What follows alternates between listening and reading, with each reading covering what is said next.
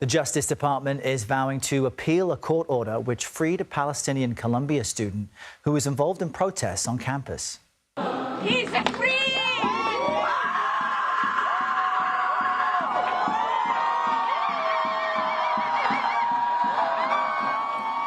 And you just saw the exact moment Mohsen Mahdawi walked free after about 2 weeks of being in federal custody.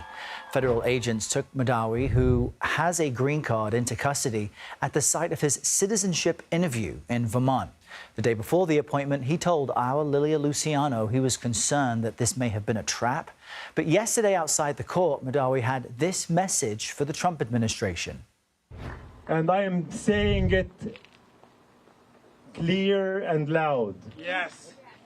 To President Trump and his cabinet. Yes. I am not afraid of you. CBS News legal reporter Katrina Kaufman is here with me in Studio 57. She's been following this and other major cases for us. So, Katrina, help us understand how he was released and why the DOJ now says it wants to appeal. Yep. The judge in this case did not deem Mohsen Mahdawi to be a flight risk. He also seemed really concerned about the grounds on which he has been detained. He brought up the chilling of free speech. He compared this to the McCarthy era that the government is using this little-known statute and really, prosecuting Mohsen Mahdawi for what he said on Columbia's campus during the pro-Palestinian protests. The government, on the other hand, says that he should remain detained. They brought up the fact that he has resources that could help him leave the country.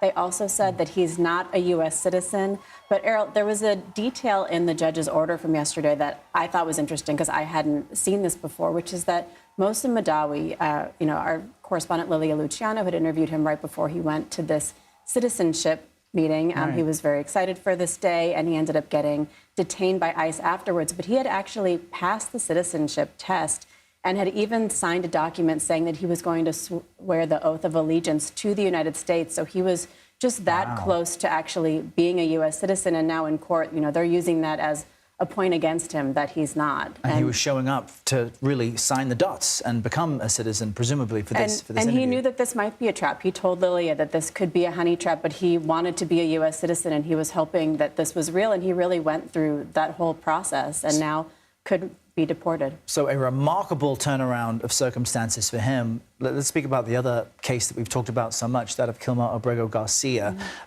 The judge refusing to push a deadline for the Trump administration to provide more information. He was already acknowledged by the government as being wrongfully detained. So what now? So now the government has to comply, or the judge is telling them they have to comply with this order from her. There are depositions that she wants. There is discovery that she wants. She had put that on hold until yesterday at 5 p.m. She was giving the government some more time, but she's saying that they now have to comply with this order. We are still hearing pushback from the government, though. Marco Rubio was asked if he had talked to President Bukele of El Salvador about releasing Kilmar Abrego Garcia, and he told reporters that he will never tell, that he won't tell a judge, that he won't tell a court. There has been reporting that they have communicated and that President Bukele does not want to send him back.